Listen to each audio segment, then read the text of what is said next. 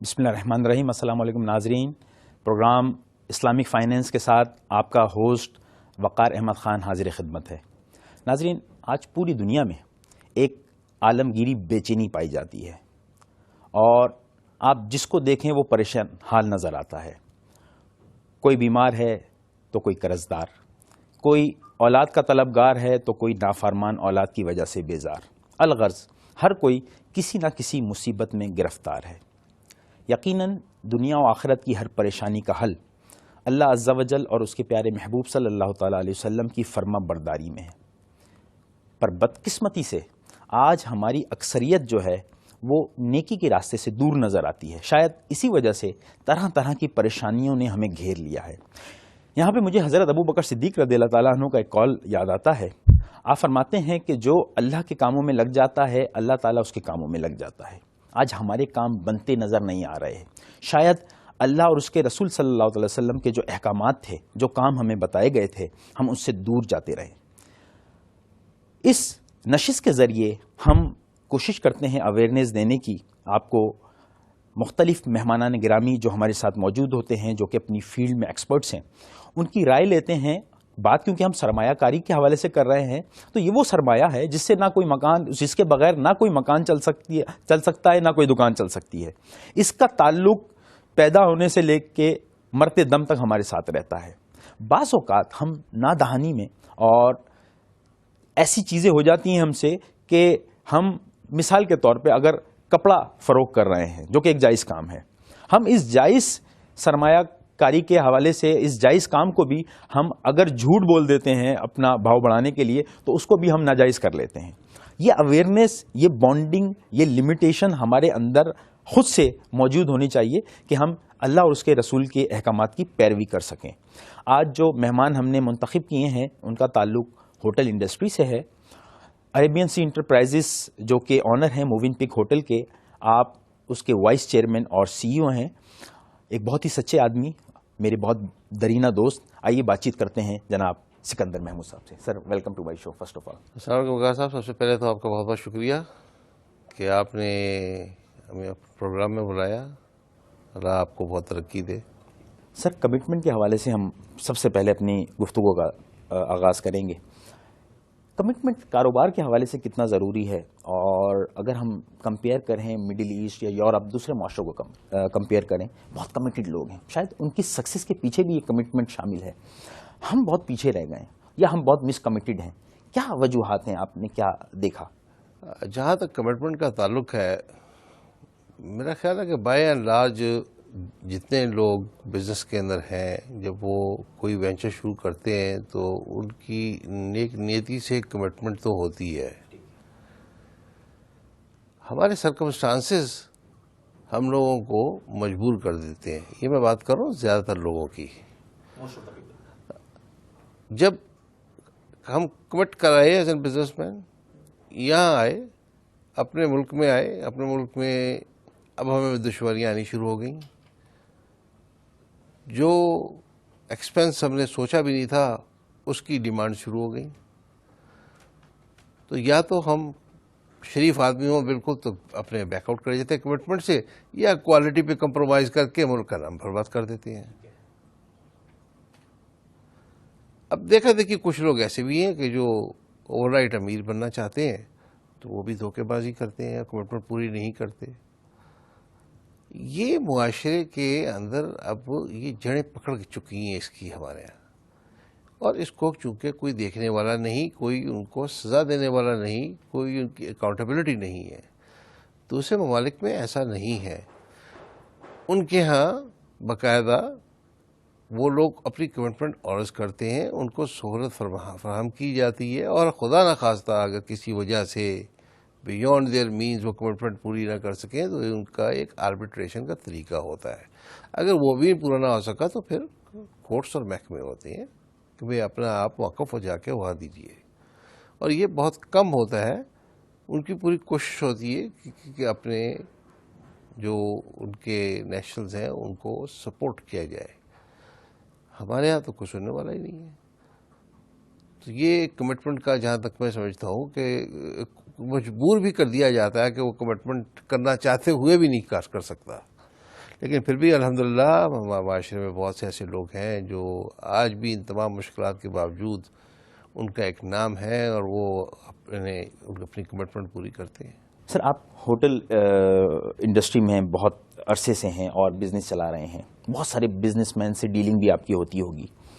کیا دیکھتے ہیں اسلامک فائنینس کے حوالے سے جو کاروباری طبقہ ہے اس کا کچھ رجحان آپ کو نظر آتا ہے، اور ان فیوچر آپ کیا دیکھتے ہیں اس کا مستقبل؟ دیکھیے، اس میں میں کہوں اسلامک فائنینس دنیا میں سکسیسفل رہا، انکلوڈنگ پاکستان میں، اور اس میں اسٹیٹ بینک کا بہت ہاتھ رہا. انہوں نے اسلامک بینکنگ کو بہت سپورٹ دی. میزان بینک پائنیئر بینک تھا اسلامک بینک میں، جس نے اپنے آپ کو ایک مثالی ادارہ بنایا. بہت کم وقت میں ترقی کی، اور اس کی وجہ سے پھر دوسرے لوگ بھی آئے. اچھا، اب جہاں تک آپ کنورژن کا تعلق کر رہے ہیں، یہ کہ جی کنونشنل بینکنگ ختم کر کے نہیں، جو بینک کنورٹ کر رہے ہیں، یہ وہ بینک ہیں جو مالی طور پہ کمزور ہو چکے ہیں. ان کو اسٹیٹ بینک نے ایک رعایت دی ہے کہ جو منیمم کیپٹل ریکوائرمنٹ ہے ایک شیڈول بینک کی اور ایک اسلامک بینک کی، اس میں انہوں نے فرق کر دیا ہے تقریباً آدھے آدھے کا. اب جو سرمایہ پورا نہیں کر سکتا شیڈول بینک کے لیے، یا اس کے لاسز اتنے زیادہ ہو گئے ہیں، تو ان کی خواہش یہ ہے کہ چلو ہم اپنا کاروبار تو چلاتے رہیں، تو اس کو اسلامک کر لیں. یہ تو میں نئے اسلامی بینک انڈکشن جو ہے وہ ابھی تک کوئی نہیں آئی ہے. سر، حکومتی سطح پہ اگر آپ دیکھیں تو سرمایہ کاروں کے حوالے سے جو بھی پالیسیز بن رہی ہیں، ایک بہت بڑا جھگڑا چلتا رہا ہمارا فائلر نان فائلر کا بھی. اس میں خصوصاً جو ہمارے چھوٹے تاجر تھے وہ بہت ان کو نقصان ہوا، اور ابھی تک اس کا کوئی وے آؤٹ نظر نہیں آیا. گورنمنٹ کی پالیسیز سے آپ ہیں متفق کہ ایگری کرتے ہیں جو پالیسیز بن رہی ہیں؟ نہیں، دیکھیں، لوگ ان کے نظام سے ڈرے ہوئے ہیں کہ ایک دفعہ ٹیکس نیٹ میں آ جائیں گے تو ہمارے پیچھے یہ پڑ جائیں گے، اور یہ ہمیں تنگ کرتے رہیں گے ہمیشہ ہر طریقے سے. جو مطلب ہم جیسے اتنے بڑے اداروں کو جب یہ معاف نہیں کرتے، تو ایک چھوٹے آدمی کو جس کا چھوٹا سا بزنس ہے، جو بیچارہ سارا دن اپنے ذریعہ معاش کے اندر ہی لگا ہوا ہے، اس کے پاس اتنا وقت بھی نہیں ہے کہ، اور اس کے پاس اتنے وسائل بھی نہیں ہیں کہ بڑے ٹیکس کے بڑے بڑے وکیلوں کی تنخواہیں وہ دے دے، تو وہ کیا لڑے گا؟ وہ کمپرومائز ہی کرے گا. اس وجہ سے وہ بچنے کے لیے وہ جاتے نہیں ہیں. اب میں آپ کو بتاؤں کہ جو بڑے بزنس ہیں، جو وکلا کو،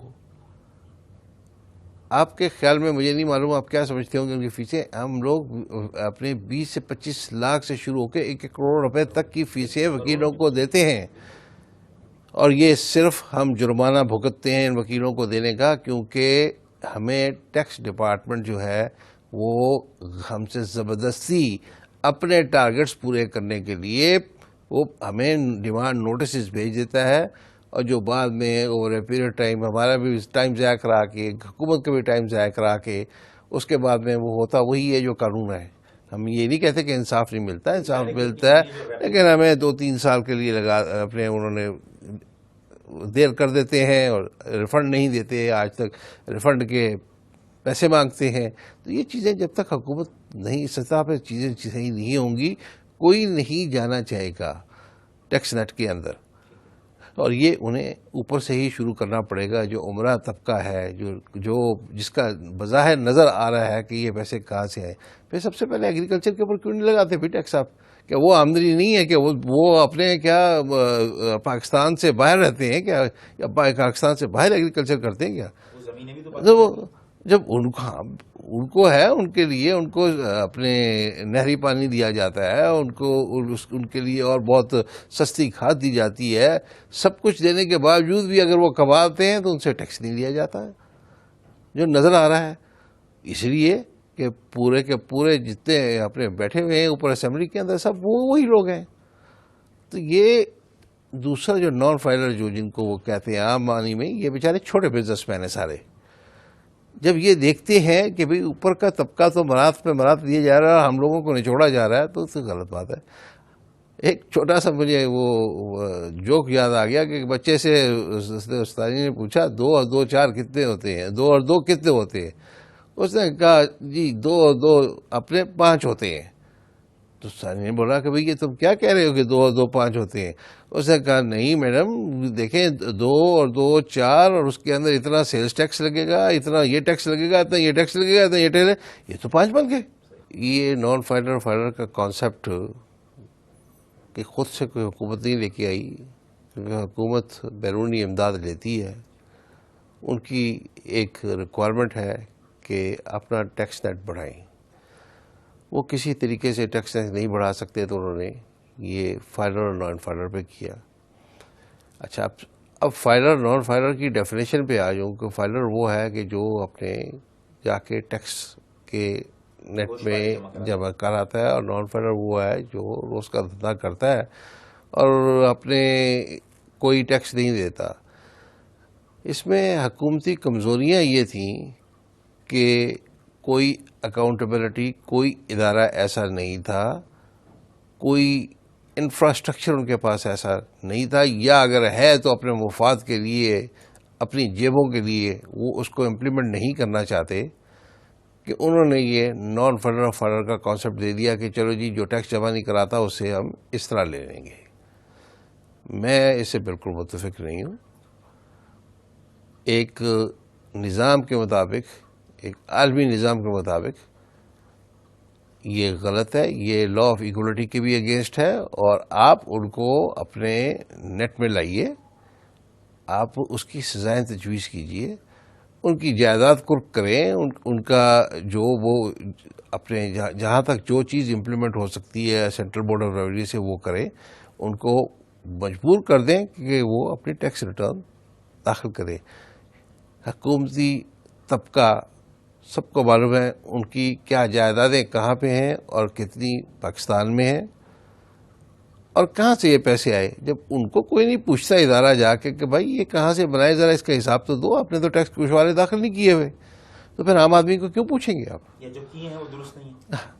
تو جب تک آپ اوپر سے یہ قانون نہیں شروع کریں گے کہ یہ جو دولت نظر آ رہی ہے آنکھوں کے سامنے، چھپے تو چھپی ہوئی کی بات نہیں کرتا، جو آنکھوں کے سامنے کھلم کھلا نظر آ رہی ہے، یہ کہاں سے آئی ہے، اس کا تو ذرا حساب دو. اس وقت تک یہ معاملات صحیح نہیں ہوں گے. اس لیے میں اس سے متفق نہیں ہوں کہ نان فائلر اور فائلر میں اپنے یہ انہوں نے کیا، اور جس جو نان فائلر کے ساتھ زیادتی ہے اس سے بہت زیادہ ٹیکس لیا جا رہا ہے.